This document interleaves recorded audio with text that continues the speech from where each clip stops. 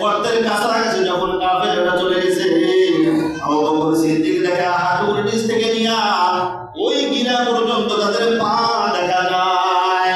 আল্লাহর রাসূলকে আবু বকর সিদ্দিক বলছে, ইয়া রাসূলুল্লাহ, ইয়া হাবিবাল্লাহ, আমাদের পদকে অনুসরণ করতে করতে আমাদেরকে খুঁজতে করতে একেবারে গর্তের কাছাকাছি আসছে, একটু যদি উকি মারে দেখা হয়ে যাবে।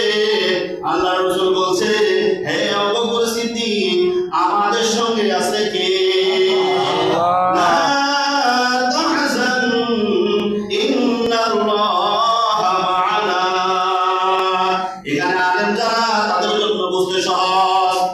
বনি ইসরাইল হযরত মুসার সঙ্গে ছিল, তাদের ঈমানের যে হাল, ঈমানের যে অবস্থা, হযরত মুসা বলতে পারে নাই আমাদের সঙ্গে আল্লাহ আছে। তার ঈমানের উপর তার বিশ্বাস, কওমের উপর কোনো বিশ্বাস নাই। এই জন্য বলছে হযরত মুসা, আমার সঙ্গে কে আছে? আমাদের নবী মুহাম্মদুর রাসূলুল্লাহ বলতেছে, তাই আমি না, আমার উম্মতের সঙ্গেও আবু বকর সিদ্দিক এখানে আছে। আর শুধু আমার সঙ্গে না, আমাদের সঙ্গে আছে কে? আমাদের সঙ্গে কে আছে? হযরত মুসা তার কওমের ক্ষেত্রে গ্যারান্টি দিতে পারলো না যে আমাদের সঙ্গে কে আছে। আমাদের নবী গুহার ভিতরে দুইজন বলতেছে আমাদের সাথে কে আছে। ভাই পার্থক্যটা বুঝে আসছে? হযরত নূহ আলাইহিস সালাতু ওয়াস সালাম এতদিন পর্যন্ত দাওয়াত দেওয়ার পরেও যখন ফলাফল তার মন মতো হয় নাই, আল্লাহ রাব্বুল আলামিনের দরবারে দোয়া করেছে, আল্লাহ এই জাতিটাকে আপনি ধ্বংস করিয়ে দেন। সূরা নূহের ভিতরে স্পষ্ট বর্ণনা আছে, রব্বুল আলামিন শুধু মানুষ নয়, ঘর বাড়ি ঘর দুয়ার যা আছে সব কিছু আপনি ধ্বংস করিয়া ফেলাইয়া দেন। দোয়া আল্লাহ কবুল করছে কি করে নাই? দোয়া আল্লাহ রাব্বুল আলামিন কবুল করে ফেলছে।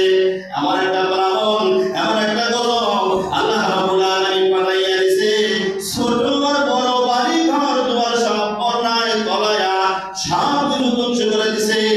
এই জন্য নূহ আলাইহিস সালাতু ওয়াস সালাম আল্লাহ রাব্বুল আলামিনের দরবারে দোয়া করার পর আল্লাহ রাব্বুল আলামিন হযরত নূহকে বলছে, ও নূহ, তার যুগেই তো মূর্তি বেশি ছিল, কোন একটা লাঠি হাতের ভিতরে নাও, যেই থাল পানি মূর্তিগুলো তুমি বানাইছো এগুলা এক পাশ থেকে একটু ভাঙতে শুরু করিয়া দাও।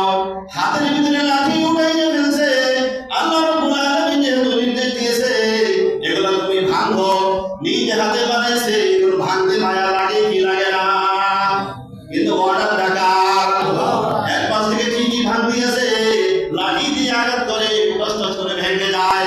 মনটা বড় ভার, মনের ভিতরে আনন্দ দেখা যায় না, খুশি দেখা যায় না।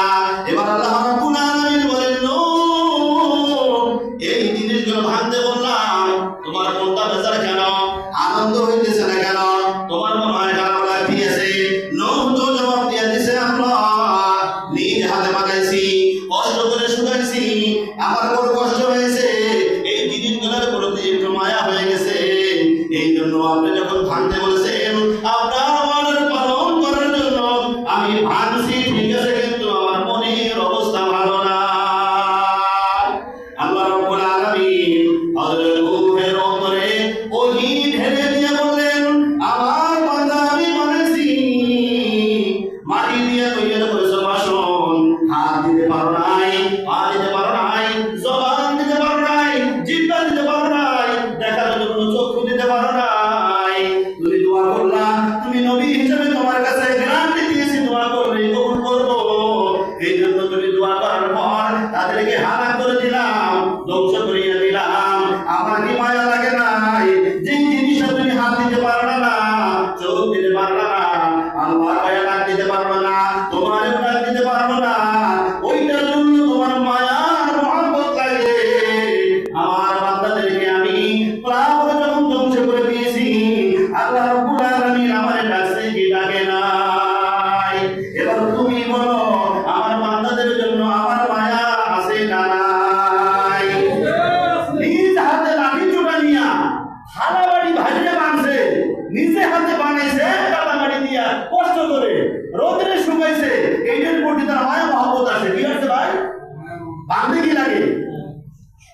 ভাঙতে কি লাগে? যে আল্লাহ বান্দারে বানাইলো, এত সুন্দর দুইটা পা, দুইটা হাত, দুইটা চোখ, কত কিছু দিয়েছে, এই বান্দাকে ধ্বংস করতে আল্লাহ কি খারাপ লাগছে না ভালো লাগছে?